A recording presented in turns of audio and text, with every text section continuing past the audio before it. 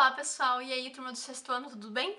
Hoje eu vou continuar aquela videoaula falando sobre Mesopotâmia, nós vamos corrigir as questões que eu passei no último vídeo, vamos falar sobre os povos da Mesopotâmia, as principais características deles e contribuições, quem conquistou quem, a gente vai entender como que se organizava aquela sociedade e algumas questões que são bem importantes pra gente entender a antiguidade. Vamos lá? Nós vamos começar corrigindo as três questões que eu passei para vocês da página 173. A primeira questão era para vocês explicarem o que foi o crescente fértil.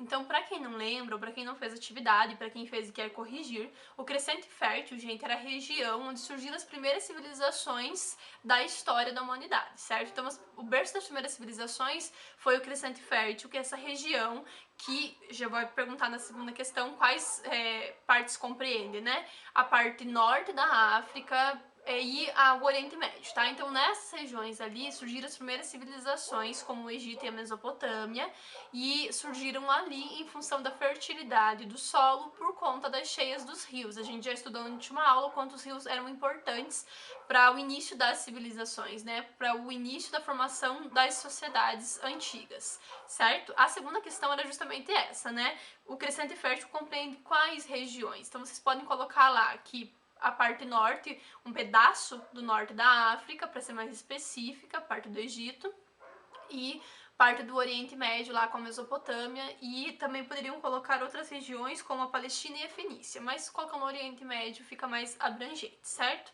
E a última questão que eu tinha pedido para vocês é a definição do que são cidades-estado. Então, são cidades que têm independência, ou seja, cada uma tem a sua forma de governo, as suas próprias leis, mas, de maneira geral, elas estão interligadas através da cultura, porque todas elas têm uma mesma forma de pensar, de agir, uma tradição, uma religião em comum, descendentes, né, pessoas da família em comum, então por isso elas se juntam. Então essa é a definição de cidade-estado, certo?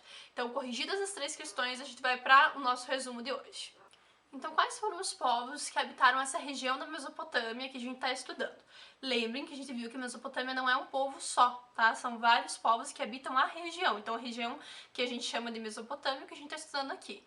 Não necessariamente um povo, mas uma região onde habitaram vários povos. E quais são esses povos que habitaram a região da Mesopotâmia, na Antiguidade, né? Então, nós vamos começar com o primeiro povo que habitou a região, mais ou menos em 3.000 anos antes de Cristo, que são os Sumérios. Os Sumérios, gente, eles vão ser o primeiro povo a se organizar nessa região que a gente chama de Mesopotâmia, que está entre os rios Tigre e Eufrates, no Crescente Fértil. E eles vão começar a fundar as primeiras cidades, tá? Esse povo vai se destacar nesse ambiente todo como o povo que vai criar a primeira escrita da antiguidade. Lembra que a gente viu que o que difere para a história das primeiras civilizações é justamente a escrita? Lá na pré-história não tinha escrita e agora aqui na Mesopotâmia passa a existir a escrita. Então por isso é que já não é mais pré-história. Então tem essa separação entre pré-história e história. Ainda que a gente já tenha discutido, não sei se vocês lembram, que sim, nós podemos estudar a história desde lá da época da pré-história, mesmo sem a escrita, porque a gente tem as pinturas rupestres, nós temos os fósseis, os objetos que sobreviveram ao tempo e chegaram até nós, então a gente conhece a história deles. É só uma questão de um probleminha no termo mesmo pré-história, porque na época que o termo foi criado, no século XIX, quando a história ainda era muito fechada, tinha uma visão um pouco mais limitada do que era a fonte, eles acreditavam que aqueles povos da pré-história não tinham história, então por isso se definia a pré-história e a história a partir da escrita. Mas hoje a gente sabe que todos os povos sempre tiveram história, tendo escrita ou não, e a gente sempre conhece a história deles através de vários tipos de fonte, como a gente já estudou. Fontes materiais e imateriais, ou seja, aquilo que eu consigo pegar com a mão e o que eu não consigo, certo? Lembram disso? Então tá, só para fazer esse parênteses para vocês lembrarem desse conteúdo. Agora voltando à questão aqui dos sumérios, eles criam a escrita, e a primeira da antiguidade.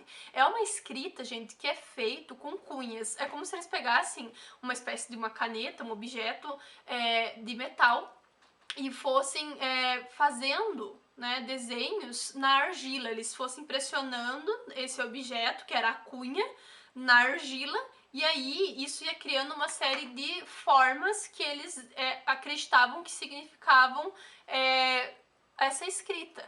Mais ou menos como hoje a gente tem o A, o B, o C, eles tinham esses símbolos que representavam ideias e principalmente a escrita cuneiforme, que é como eles chamavam nesse primeiro momento, servia para eles registrarem as coisas da economia, quanto que eles estavam produzindo, né, o número de cabeças de gado, enfim, tudo aquilo que era necessário para a economia. Então, a escrita, nesse momento, surge em função da necessidade de contabilizar os dados. E aí, com o tempo, eles vão desenvolvendo essa escrita. A primeira escrita fonética, mais ou menos parecida com o que é o nosso alfabeto, gente, vem lá com os fenícios, tá? Essa escrita dos mesopotâmicos, dos sumérios, ela é um pouquinho diferenciada. Ela tem símbolos que equivalem a ideias, certo? Assim como dos egípcios também. Daqui pra frente a gente vai estudar os egípcios e eles também têm uma escrita onde eles têm símbolos que equivalem a ideias, expressões, o que a gente chama também de ideograma lá na cultura chinesa, certo? Mas isso a gente vai ver daqui pra frente. Cada escrita tem uma especificidade, tá? Mas essa escrita cuneiforme não é que nem a nossa, onde cada palavra, aliás, cada letra tem um som, certo? Eles não têm essa noção de letra ainda, mas daqui a pouco vão começar a desenvolver isso aí.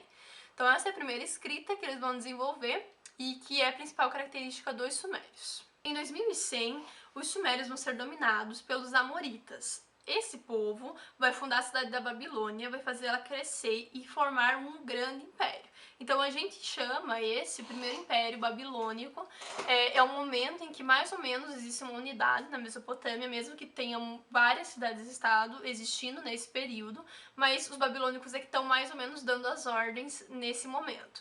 Eles vão ter como principal característica a criação do Código de Hammurabi, é isso que diferencia eles. Então o Hammurabi vai ser o imperador desse período mais importante, certo? O rei que vai governar e criar um código de leis. O Código de Hammurabi nada mais é do que um código de leis.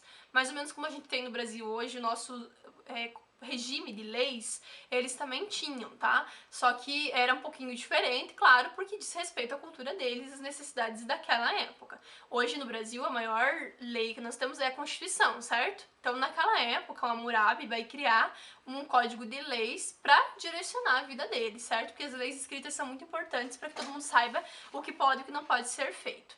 Nem sempre a lei, ela revela tudo o que as pessoas faziam de ruim, tá, gente? Às vezes existe uma orientação na lei, mas não quer dizer que as pessoas já estejam fazendo isso, por isso existe uma lei para punir as pessoas. Às vezes a lei, ela vem justamente para organizar aquilo que pode ou não pode ser feito, que não quer dizer necessariamente que as pessoas já estejam fazendo aquilo. É importante pensar nisso e também é importante pensar que por mais que esteja na lei, nem sempre é seguido, tá? Mais ou menos como acontece no Brasil, né? Porque tá na lei que tudo é seguido ao pé da letra. E, infelizmente, é assim que funciona. E com relação ao Código de Hammurabi, ele só vai organizar uma série de leis que já existiam, que as pessoas já seguiam mais ou menos, e vai colocar nesse código de leis para ficar tudo mais organizado e definido. Qual que é a principal lógica do código de leis do Hammurabi? A lei de Talião. O que é a lei de Talião? As pessoas conhecem muito hoje como a ideia do olho por olho, dente por dente. Mas nada mais era do que a ideia de que se você cometia um crime, você ia ser punido com a mesma intensidade daquilo que você fez. Não necessariamente você ia ser morto se você matasse alguém, porque se você matasse, por exemplo, um escravo, você ia só pagar uma multa por isso, porque naquela sociedade existia o que a gente chama de hierarquia. O que é isso? Hierarquia é quando alguém fica em cima naquela pirâmide social, que a gente sempre faz, todos os povos, quando alguém fica em cima e o outro grupo fica embaixo. Essa ideia de que tem uma pessoa ou um grupo que manda, o outro que obedece, um que explora e outro que é explorado, isso é hierarquia, gente. É entender que a nossa sociedade tem pessoas que têm mais poder e outras que têm menos poder. E cada uma delas está num nível dessa pirâmide social, certo? Cada uma delas tem um poder definido. Essa hierarquia definia que se você fizesse uma coisa para uma pessoa do mesmo nível social que o teu, você ia ser punido igualmente. Se você matou fulano, aí você vai ser morto. Mas se você fizer para alguém que é um homem livre, mas pobre, aí tem uma penalidade. E se você fizer para o escravo, você nunca vai ser morto por isso, porque o escravo naquela sociedade é tido com valor menor do que ou qualquer outro cidadão ali da sociedade. Então, por conta disso, existe a ideia de hierarquia no Código de Hammurabi. tá? Mas, de maneira geral, eles tinham a sua própria visão do que era justo. E eles colocavam isso no código.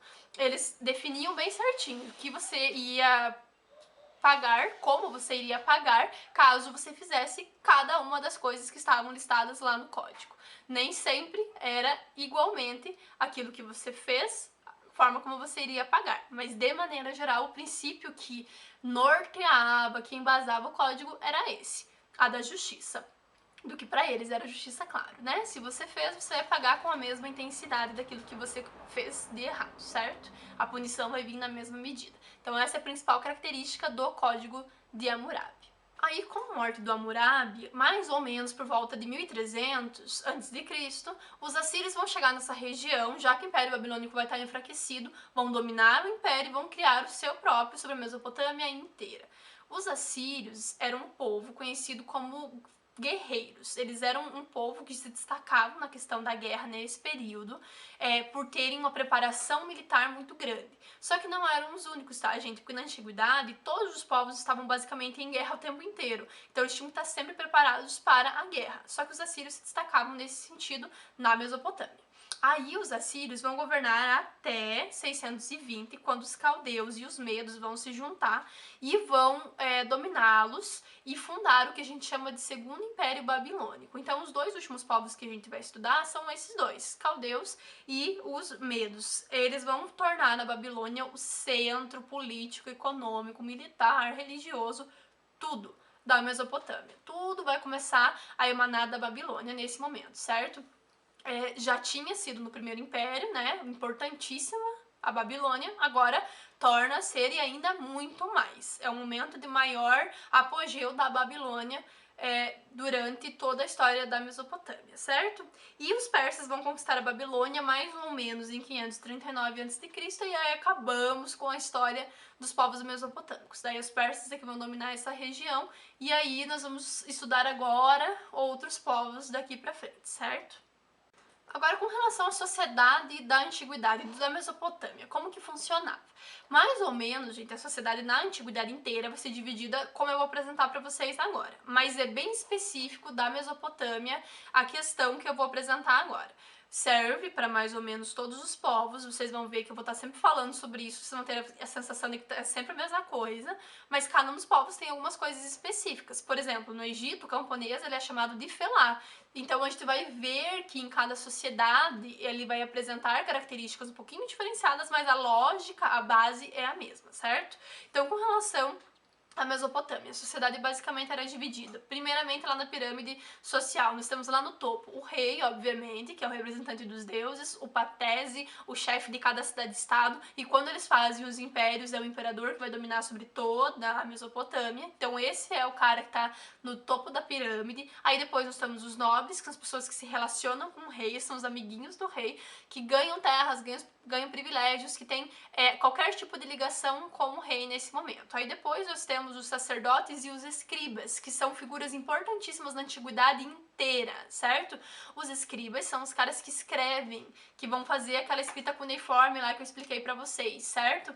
Então eles são responsáveis por contabilizar os dados e por isso eles vão ter uma importância muito grande nessa sociedade. Era uma das profissões mais bem vistas. E nós temos os sacerdotes, que são os responsáveis pela religião, aqueles que vão fazer os cultos aos deuses, as ofertas, que vão recolher as ofertas das pessoas nos templos religiosos, certo? Então eles são responsáveis por fazer esse intermédio, essa relação entre os deuses e os homens. E nós temos os militares, que são importantíssimos, são as pessoas que vão defender as cidades-estado, então eles também têm uma certa importância nessa cidade, principalmente aqueles que têm os cargos mais elevados, né? Também temos os funcionários do Estado, são as pessoas que trabalham para o rei. E por último, nós vamos ter os camponeses, os artesãos e os comerciantes nessa escala de poder aí nessa hierarquia. A pirâmide social sempre é uma hierarquia, tá? A gente ela mostra quem tá lá em cima é quem tem mais poder e aí, conforme vai descendo, quem chega lá na base é quem tem menos poder. Normalmente quem tá na base é que sustenta todo o resto da sociedade, mas infelizmente é a que menos tem poder e privilégios. Então, essa galera que são os comerciantes, pequenos comerciantes, os artesãos e os camponeses, estão na base da sociedade. Aí tem um outro grupo que está lá embaixo, mais abaixo de todos, que são os escravos. Os escravos são as pessoas que naquela época não ganhavam para trabalhar, ao contrário dos demais que a gente acabou de ver. Então, o nobre, claro que ele nem trabalhava, ele tinha as pessoas que trabalhavam para ele, porque ele tinha privilégios por ser amigo do rei. O rei, muito menos, como a gente já viu. Então, essa galera que estava mais embaixo trabalhava para sustentar a sociedade. Os escravos, gente, eles não tinham voz nem vez, ainda que a escravidão aqui na antiguidade fosse diferente da escravidão, por exemplo, que vai acontecer no Brasil na época colonial e imperial, tá, gente? A partir de 1500 e pouquinho ali. É uma escravidão bem diferente, porque a escravidão lá da antiguidade conferia, em certa medida, um certo status de ser humano ainda para esse escravo. Já no Brasil, os escravos eram considerados como mercadoria, objetos e quase não tinham direitos algum. Aqui, com relação à antiguidade, gente, alguns escravos dependem muito de cada povo, claro, mas de maneira geral os escravos podiam ter a família deles, alguns até podiam ter a sua casa, ficavam lá na casa deles e iam trabalhar na casa do senhor, alguns escravos podiam até ser considerados parte da família, enfim. Então era uma lógica um pouquinho diferente. Não quer dizer que fosse muito melhor, porque eles não tinham liberdade para fazer o que eles queriam e eles estavam presos a uma pessoa e ainda trabalhando sem receber. Então não era super legal, não. Mas era uma questão um pouquinho diferenciada, tá? Daqui pra frente, quando vocês ficarem maiores e chegarem lá no ensino fundamental, vocês vão entender melhor isso, tá? Mas ainda com relação à escravidão, gente, ela podia existir na antiguidade de duas formas principais. Basicamente por endividamento, se você fez uma dívida e não consegue pagar, ou se você está lá no campo, por exemplo, e não consegue mais manter o trabalho, você pode se vender como escravo para poder sobreviver, certo? Outra questão é a da guerra, principalmente na época que a gente está falando aí, que as pessoas viviam fazendo guerra, as pessoas dos povos que eram conquistados poderiam ser escravizadas e se tornar prisioneiras. Então, uma vez prisioneiras, elas eram colocadas como escravas para aquele povo que dominava elas eram tiradas do lugar delas ou deixadas lá, mas dificilmente acontecia isso, né, deles manterem uma cidade e só começarem a cobrar impostos e dominar essa cidade. Normalmente eles destruíam a cidade e traziam as pessoas como escravos. E aí, uma vez que isso acontecia, era para sempre, tá? Na questão do endividamento, podia ter um tempo delimitado, certo? A pessoa podia ficar escrava até pagar a dívida. Às vezes eles davam até pessoas da família no lugar para serem levados como escravos. E também podia acontecer por nascimento, mas não era tão comum assim, né? A pessoa ser filho de um escravo e aí continuar sendo escravo. Mas basicamente as duas principais questões são essas: por endividamento ou por guerra. O que é importante a gente saber sobre as sociedades da antiguidade para a gente entender a antiguidade? É básico. Nós temos que entender, gente, que as sociedades da antiguidade, elas são teocráticas. Se vocês lerem isso na apostila, lerem em outro lugar, ouvirem falar, vocês já vão entender do que se trata. Teocracia é quando a religião e o Estado estão unidos e não existe separação. Hoje, por exemplo, a gente tem uma esfera religiosa, né? Uma vida religiosa e uma vida como cidadão, uma vida como político. A nossa vida política, né? Então, naquela época não existia essa separação entre as duas coisas. A religião e a política andavam de mãos dadas, justamente porque o rei era também uma figura religiosa e ele usava os elementos religiosos para governar. Ele dizia que estava representando os deuses, ele dizia que ele era um deus, no caso do Egito. Então, na antiguidade, de maneira geral, a religião e o Estado, ou seja, a política, sempre caminharam juntos, certo? Os dois têm muito a ver um com o outro, uma coisa está relacionada à outra. O mesmo líder político é também o maior líder religioso. Hoje no Brasil as coisas são muito diferentes? Não. O Estado, gente, no Brasil não tem religião. Isso a gente chama de Estado laico. Ou seja, o Estado não tem uma religião específica, mas permite que todos tenham a sua religião. Hoje é assim que a nossa Constituição, que a nossa maior lei, define que tem que ser a ação do Estado. Né? O que é o Estado? É o Brasil. Então o Brasil não tem religião, mas ele deixa que todo mundo tenha a sua religião. Só que na prática a gente sabe que infelizmente a política e a religião acabam ficando muito juntas e as pessoas confundem uma coisa com a outra. As pessoas que são líderes políticas acabam colocando ideais religiosos na política e vice-versa. Então, ainda que a Constituição diga que a gente não possa misturar a religião e a política, acontece na prática. E por fim, a última coisa que a gente vai ver sobre a antiguidade, assim, de maneira bem geral. Como que funcionavam essas sociedades? Elas eram, gente, em sua maioria esmagadora, patriarcais. O que é isso? Nossa, hoje essa aula, assim, trouxe muitos termos difíceis, né? Calma que eu vou colocar a legenda para todos, vocês vão copiar isso com muita calma e a gente vai rever isso depois. Patriarcal, gente, é uma sociedade onde o homem é que tem os papéis importantes. Ele é que manda, ele é que tem o poder. A mulher, ela vai ser sempre submetida nessas sociedades. Ela vai ocupar sempre um papel secundário. Normalmente, nessas sociedades, ela vai ficar presa ao lar. Ela não ocupa o espaço da política, o espaço de fora de casa, que é o que a gente chama de espaço público, mas ela fica no espaço privado da casa, ela tem a função de ser mãe e cuidar dos filhos. É basicamente essa a função da mulher na antiguidade. Ela está normalmente presa a essas funções que são dadas para as mulheres, em algumas sociedades mais, em outras menos, mas de maneira geral os papéis importantes são sempre masculinos, certo? Então isso é uma sociedade patriarcal. Não muito diferente do que nós vivemos hoje, não é mesmo?